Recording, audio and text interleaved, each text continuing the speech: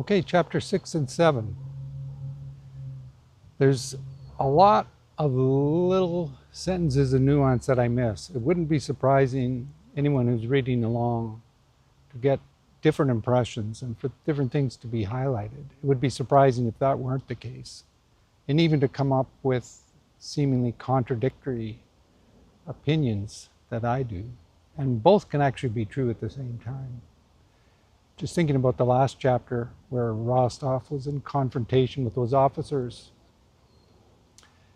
And it's interesting to note, it was Denisov's money that was stolen, but it was Rostov who was getting all riled up over it. The money got returned, he returned it, and Denisov wasn't making a big scene out of it, but it was Rostov.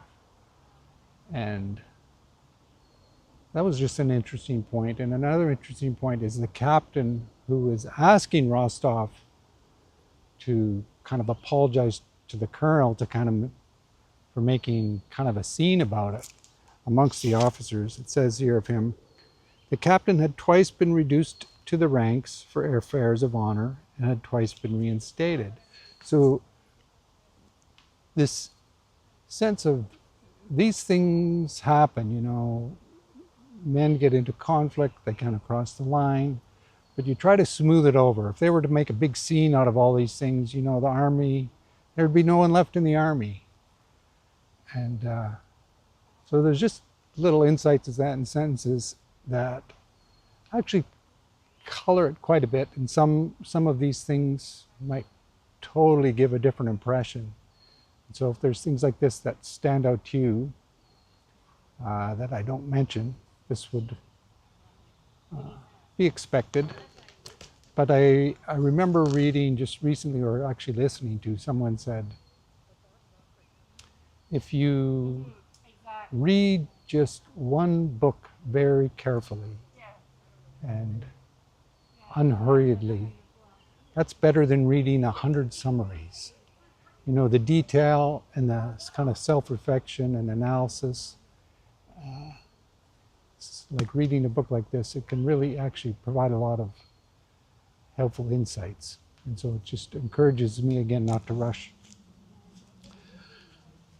But we are on chapter 6 and 7, and the Austrian army has been defeated, and Kutuzov, instead of engaging with Napoleon, just by default, he starts to retreat.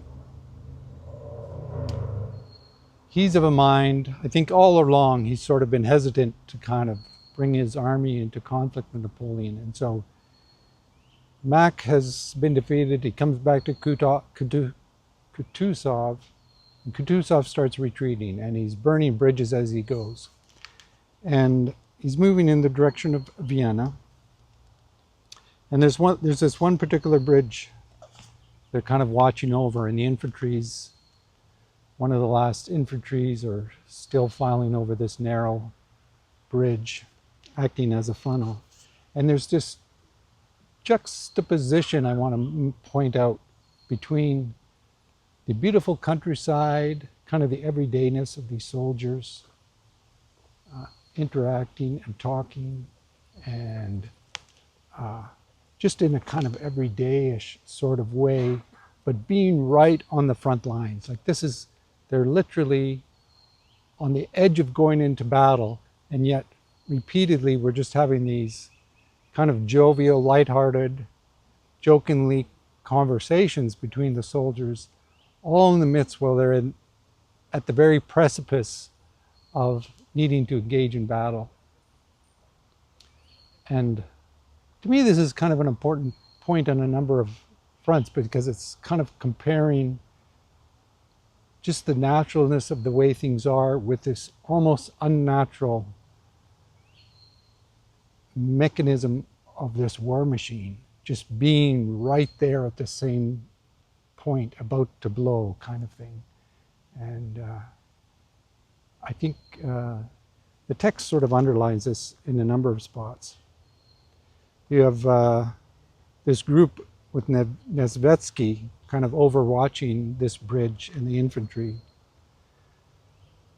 And the one gentleman says, "It's a beautiful spot. we passed right by a park and saw 2 deer. What a wonderful house that is. And so this is very true. You know, it's not a grim, it's like almost like a beautiful day in the park, like here. And oh, by the way, we can see the enemy, we can see them getting closer to our men on the bridge. And so there's just this, all these things are happening at once, and one thing does not cancel the other.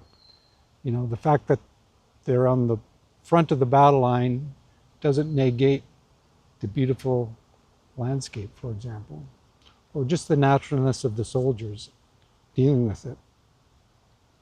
And then they want to know how close the French are coming, so one of them has the artillery fire a shot just kind of as a measure to see how far it goes. And so they fire one artillery, and the report rang out with a deafening roar, and a whistling artillery shell flew over the heads of our troops below the hill, falling far short of the enemy. And a puff of smoke showed where it had fallen.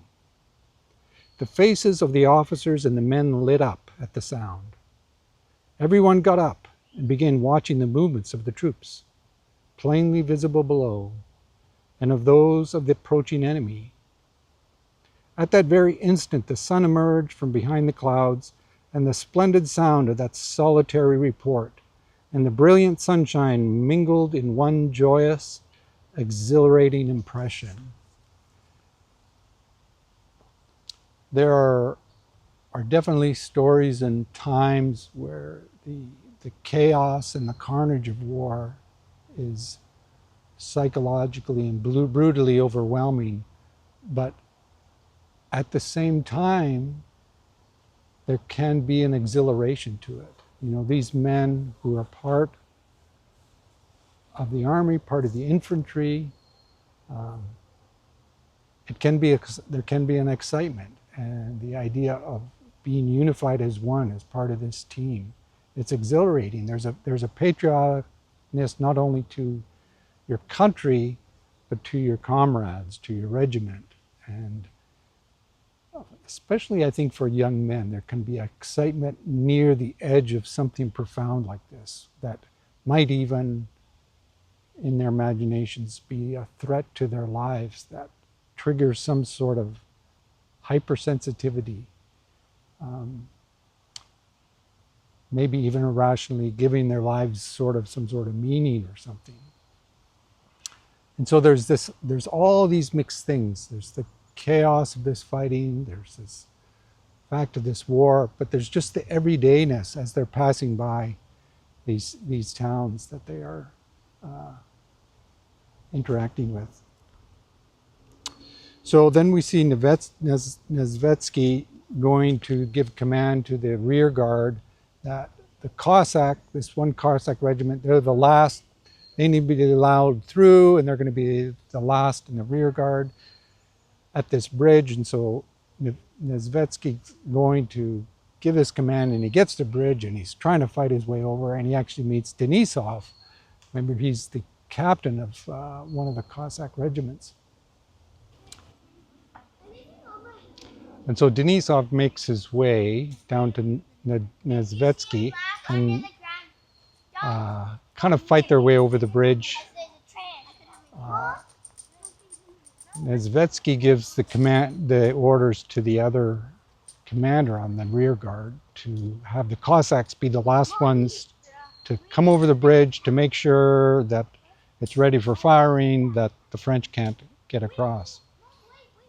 And there's this banter happening between, so they clear space for the Cossacks to come back over, and the infantry standing there, and there's just this light banter and joking that happens between them, and it's quite humorous.